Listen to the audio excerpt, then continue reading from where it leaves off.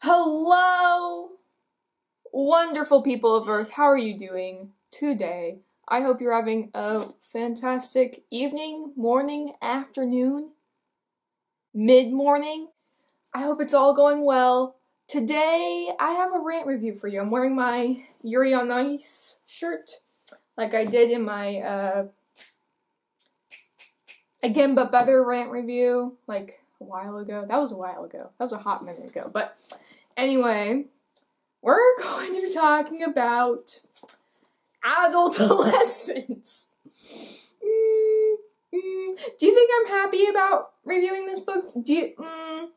I refused to buy this book for so long. I was like, no, I'm not wasting $17. $17? You know how much food I can buy with that?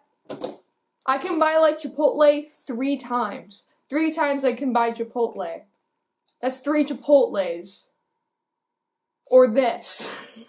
What do you think I'd rather spend my money on? I think we all know what. Anyway, so Adultolescence, if you don't know, is a poetry book by Gabbie Hanna, the YouTuber. Excuse me, sorry, my stomach is churning because it doesn't want to make this review. We're gonna have fun though, okay? We're going to have fun. I have a lot to say. I read this book a while ago and I had to, like, refresh my memory. I still have no idea what these tabs mean. Like, they're all different colors and, like, I had specific meanings for each one. And honestly, I just don't. I think I know a couple of what the certain tabs mean, but honestly, I don't know what all of them mean. I might after this review, but I had a color code, and I tabbed a lot, like a lot. This is what I usually tab for, like, a normal 300, 400 page book with more than just, like, half the page filled. You know what I mean? So we're going to. I have my notes here, so if I'm looking over here, I'm just looking at my notes that I did because I had to make sure to collect all of my thoughts, because a lot of this book and how it was perceived by people and the commentary community and the book community has a lot to do with Gabbie Hanna, the YouTuber. I think we all know who she is. If you don't know, she's a YouTuber that came from Vine. That's all you really need to know. Sorry about that, guys. So, I didn't like this book. I've read worse poetry books, if you can believe it. I think Milk and Honey is really bad. That's just my opinion. I know a lot of people like it, but I'm like, that's an Instagram caption. That is an Instagram caption on the page that you paid $15 for, that I paid $15 for. Why? Why do we do this to ourselves? But we're not talking about Milk and Honey. I've read worse. I already talked about my feelings about that. This review is going to be more structured than others, just because there's a lot to cover, so I'm going to be like, number 1, da-da-da-da, you know what I mean? And before I get into, like, actual, like, I think this poem is bad because of this, I want to say why I think this book in particular, this modern poetry book, that's a key word here, got more criticism than other modern poetry books, because it's really important. It really is. Because Gabbie defends her poems so much. She has videos on her channel of her, like, there's one video of her talking about directly just talking about the criticism she's received on this book.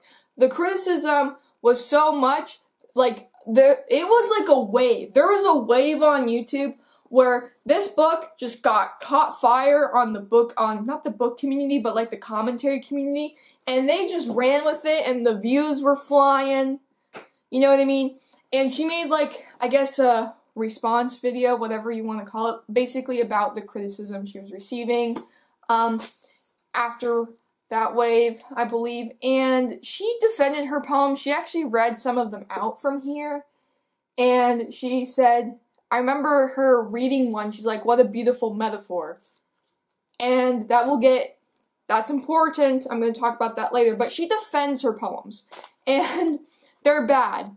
I think this book is objectively bad. Here's the thing. If you defend your poems, your poetry, your writing, and it's bad, here's the thing. If you defend your work, that's fine. But if what you're defending isn't that great when you've admitted that you rushed this book, that there are filler pages in it, then just own up to it and say, I'm going to do better in the future, instead of just kind of backtracking and being like, yeah, beautiful metaphors. You know what I'm saying? So, then we have Gabbie's reputation on YouTube. Gabbie's reputation on YouTube, it's complicated because she's infamous in some parts. Some people think she's kind of just the average person who became famous, and it's how the average person would deal with internet fame. You know what I mean? That's my opinion. I think she's like the case study for a normal person who got internet famous. A lot of other people will say that they don't like her. They think that she's not a snitch, but like that. I don't know that much about her drama. It's just that she has this persona to a lot of people that that drama just kind of follows her, and like she's this drama magnet and stuff, and she just likes to create drama. I don't know Gabbie personally. I don't know her story. We're not talking about her in this video. I'm just giving you guys context for why this book got a lot of criticism. You know what I mean? Before I get into my criticism, I'll have timestamps in the description of when I actually start talking about the books and poems. So if you don't want to hear any of this, go check that out. But anyway, she's very infamous, especially in the commentary communities, and that's when this book got torn to pieces, and people were getting tons of views for it. And anyway, and number 3, did I do 3 or 4? 3. 3, it's very easy to make fun of because it's bad, it's poorly written, it was rushed, admitted by Gabbie. The filler pages, one of these tabs means filler pages, I don't know which one. But, like, we have filler pages in here that are just, like, bad. They're just bad. And then I remember Gabbie, she also said, like, you know, when you defend your poems, that also makes it easier to make fun of because they'll take what you said in defense of your poetry and be like, ha, she said that? Well, look at how she's wrong, you know what I mean? Like, she very much fed into it, which makes it easier to make fun of because it gives the commentary community more to, like, comment off of, if that makes sense. But, anyway, my main point is that since it's bad, since the drawings are, like, well, it's not about the drawings. I don't know why I keep bringing up the drawings. This book is bad. I think it's objectively bad. I don't think you can really say it's not bad. I think it's just bad. I don't think it's good. I think it's average for modern poetry. That being said, I don't like any modern poetry for the most part, even though I write modern poetry. Mainstream modern poetry that's like Instagram caption length, that's what I have a problem with. I actually wrote a poetry book, and it's modern poetry, but it's like, it's not super like Instagram, Tumblr, like, it's not short. The poems aren't super short. I try and make like long poems, whatever. That's going to be used against me in the future, I guarantee you, because I did write some short poems. But my point is that I just don't think that this book is, like, it's not very good, so it's just easy to make fun of. There's not really a lot to that point. It's just easy to make fun of because it's bad, and things that aren't good are easy to make fun of. So, other modern poetry books, like, are just like Gabbie's, and they get positive reception. Like I said, Milk and Honey, any book by R.H. Sin, they have poems that are, like, not even poems. I don't understand why it's even classified as poetry sometimes. It's more of just, like, a bunch of Instagram captions that you pay $15 for and put on the coffee table. You know what I mean? And, for the genre that Gabbie's going for, which is like this Instagram, Tumblr, poetry book thing, coffee table book, whatever, it's alright. It fits that pretty well, even though I think it's still bad. But my point is that I think that for what it's trying to be, it's doing an alright job at it. That's all I'm saying. I think this book didn't deserve to get dragged through the mud as much as it did, because it got dragged. It got dragged. And not a lot of people have done that with Milk and Honey and have gotten that much press, that much, like, impact in views as this one. And a lot of that has to do with that it's written by Gabbie Hanna, but you guys know what I mean. Now we're going to get into the actual criticism. Number one, we got the filler pages. Gabbie Hanna, she admitted that this book was rushed and that it has filler pages. Honestly, I think there's no excuse for this. You signed a contract. This is a published book. This is a published book. I don't know why I'm waving my hands. This is a published book, okay? You sign a contract, or at least they give you a deadline. It doesn't sneak up on you. You know, they give you a deadline that you agree to. You know what I mean? They give you a deadline that you agree to and sign off on. So, I don't really get it. I don't think there's an excuse. And I've written a poetry book that's, mine's about 50 pages less than this one. But I would say it doesn't take that long to write a poetry book. It really doesn't, especially if you're getting paid, like guaranteed paid off, because she knows she's going to make money off of this. So getting a guaranteed paycheck, I think, would make the process go a little faster because there's more motivation there. But I'm just saying it's just not that hard to write a poetry book, especially when you have a concept. I'm just saying, I don't think there's a real excuse to have filler pages. You know, it's just an excuse at the end of the day for me. Number two, I don't like the drawings. I talked way too much about this earlier. I personally don't like the drawings. I do think that the drawings make it more personal because she drew the drawings herself, and like, this is a physical object from a creator, from an internet personality. And when you have fans, because she has like millions of subscribers, right? When you have fans, like, it's nice to give them something physical that they can like hold, you know what I mean? That they can like physically touch. Like, that's nice. That's a nice thing to do for your fans. So I think that little gesture of like drawing it yourself, writing yourself, I think that makes it more personal. And I think her fans would appreciate that. Number three, metaphors and the lack thereof. So, with the actual poems, because there are times where she'll just go on rants. I'm gonna give you an example, like, little rants. And the concept for this book is that it's, like, adult themes through, like, a child lens, or vice versa. I'm pretty sure I'm right, though. Like, it's, like, adult things through a child's lens. Which, that's hard to do, and I'm going to get into that later, because there's a balance there, and that's hard. I don't know why you would do that for your first poetry book, because that's such a hard thing to do. Like, I don't think, I'd be ready to write, poems like that. Like, it would take a lot of practice, and I think it's kind of weird she chose that as, like, her first poetry book, concept. I think that's kind of weird.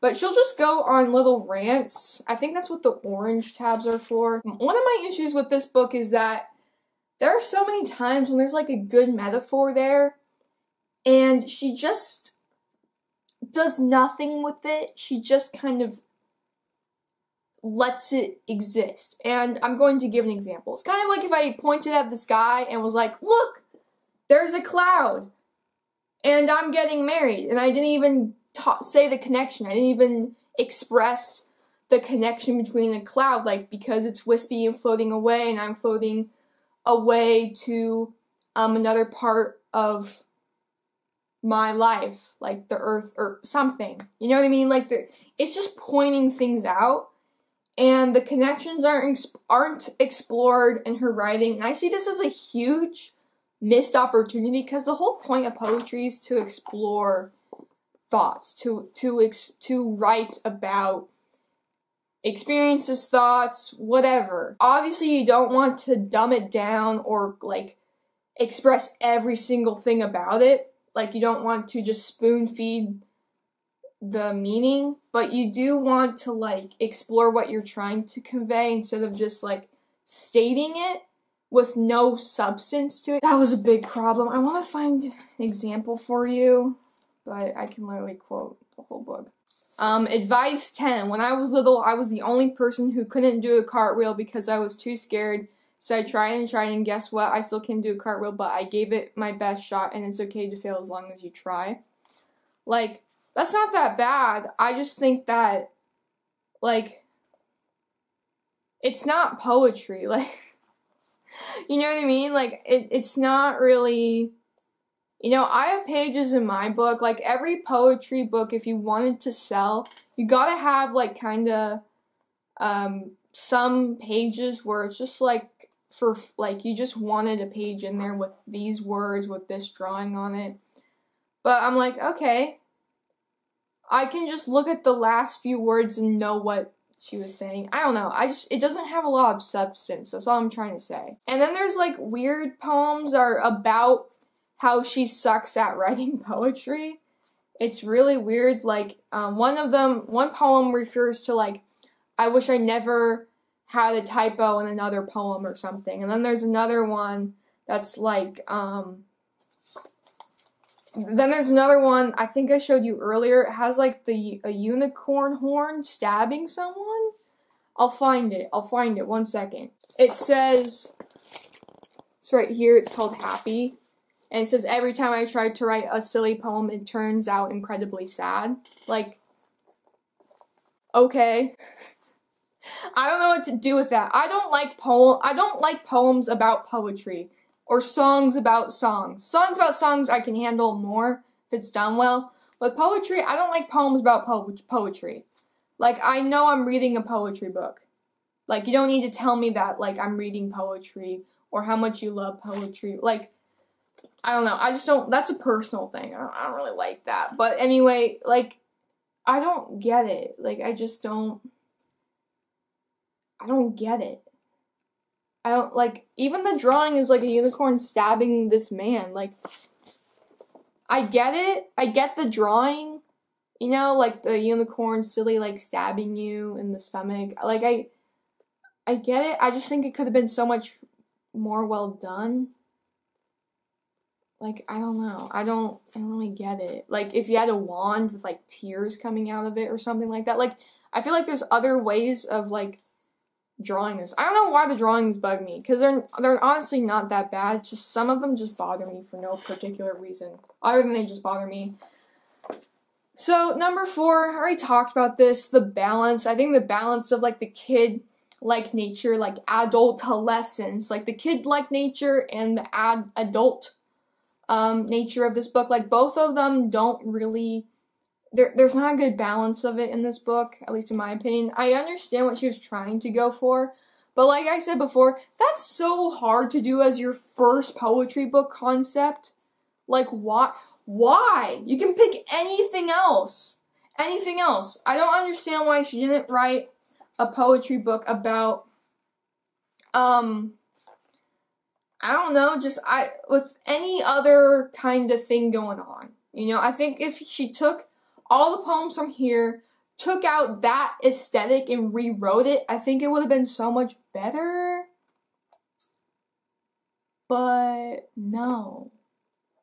No. We're not gonna get that. We're not. I am reviewing this now because her second poetry book, Dandelions, is coming out.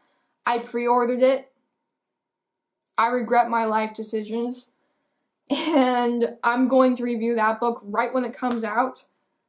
Because then I can talk fresh about it. You know, I can remember this book pretty well. I can't remember all of what's the words. I can't remember all of what the tabs, I can't speak today, tabs mean. But I do remember, like, how I felt about this poetry book. I do remember, like, my thoughts and feelings on it. And number 5, weird lines. This kind of ties into the balance thing where, like, there's just some weird lines, my dudes. There's just weird lines. Let me show you. Let me find an example for you. Oh, here, as I was trying to find another poem to show you, I found Wish. It's right here. And it says, if I had one wish, it would be to never have a typo in a poem again. That's the one I was referring to before. And here's the filler page I was talking about with the witch. Like, can you guess, like, which pages are filler? And then it has witch on the side. That's what I was talking about. Alright. Weird. Ugh. That was a burp. Alright, we got inspired. Inspired. The next poem you're about to read is because it suddenly came to me. That adds no substance. That's no substance to what we're whatever. I hopped out of the shower words. I hopped out of the shower soaking wet to write it down before I could forget. So I really hope you like it because I just lost my security deposit when I drenched my brand new carpet, so you can read it and think, fam, this is lit. So you could read it and think, fam, this is lit. Hope the next page was worth the compromise of shampoo running into my eyes.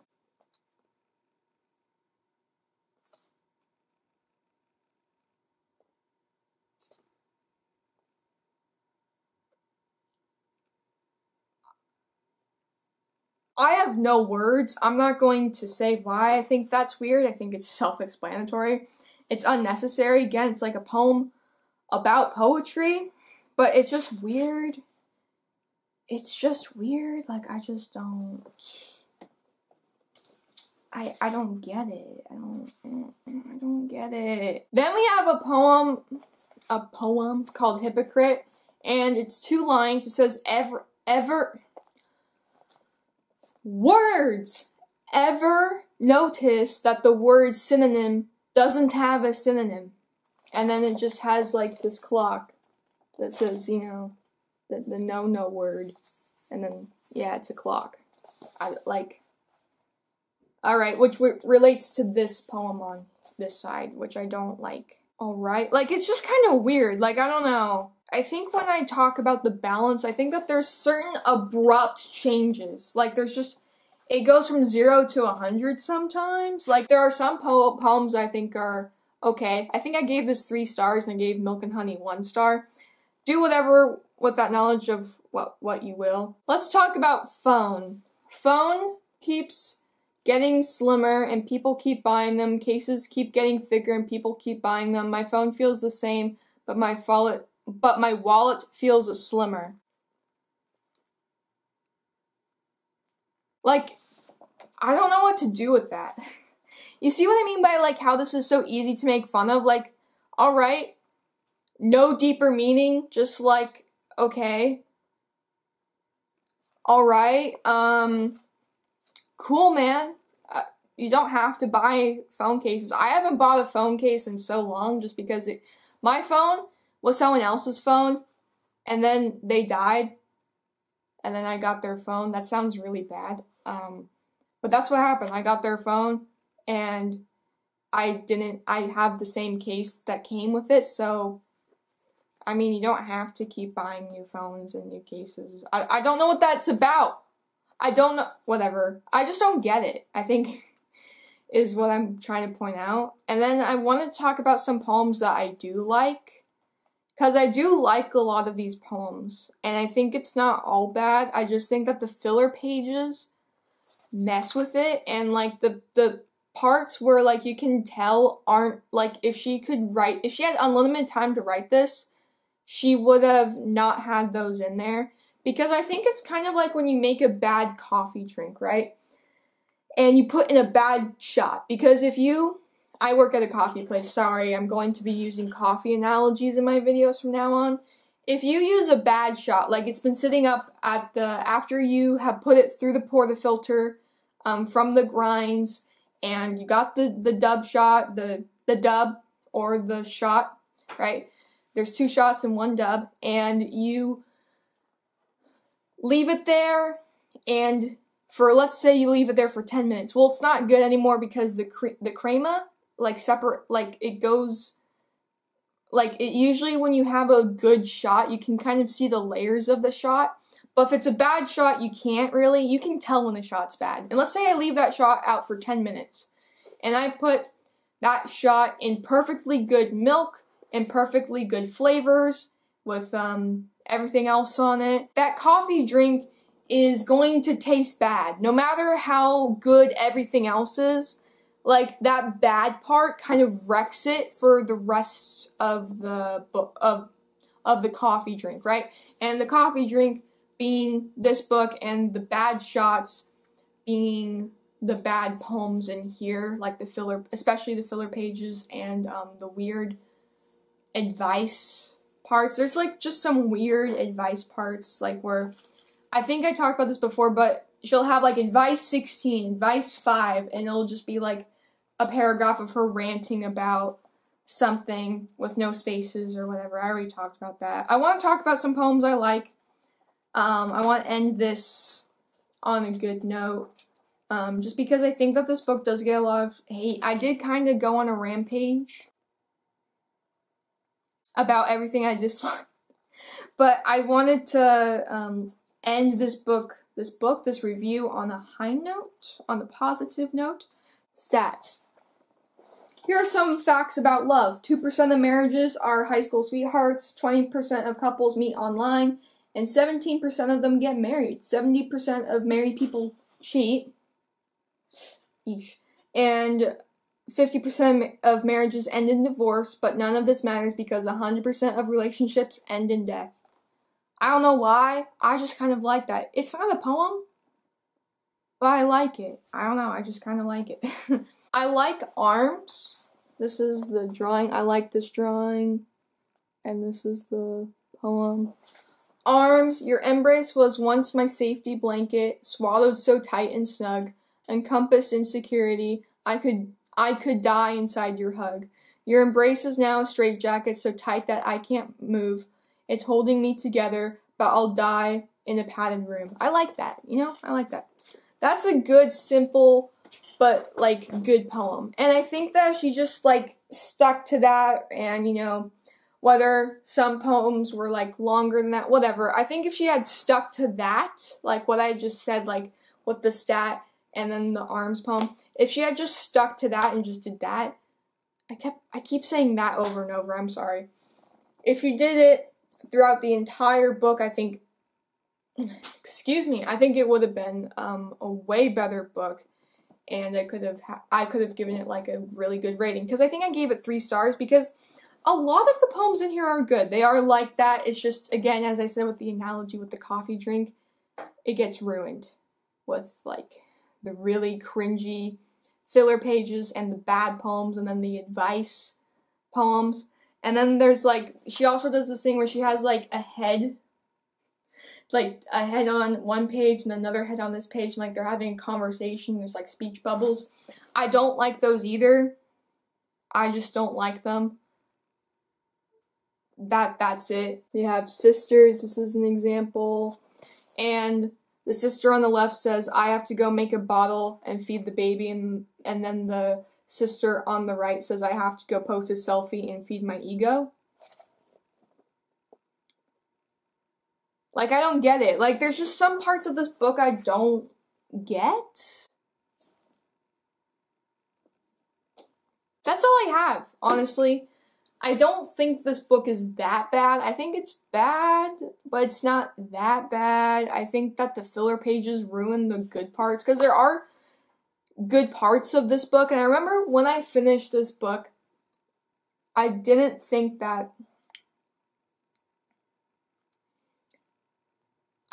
it was that bad. And it really isn't that bad. It just isn't. Milk and Honey at least doesn't have filler pages. It just, like, Rupi Kaur, if you, like, see interviews with Rupi Kaur, like, Milk and Honey is, like, you can tell that she did put, like, this was her baby, and The Sun in Her Flowers is her second baby, and she's just living her life. You know, she made a lot of money off of that, and I think that this book, for what it's trying to do, kind of be in the milk and honey, R.H. Sin sphere with Rupi Kaur, I think it's not that bad. If you like that poetry, I think you might like this book. I wouldn't recommend it just because I think $17 is just too much pay. If you want to like go to the library, I think that you might like it. The thing is that a lot of people just don't like Gabbie Hanna.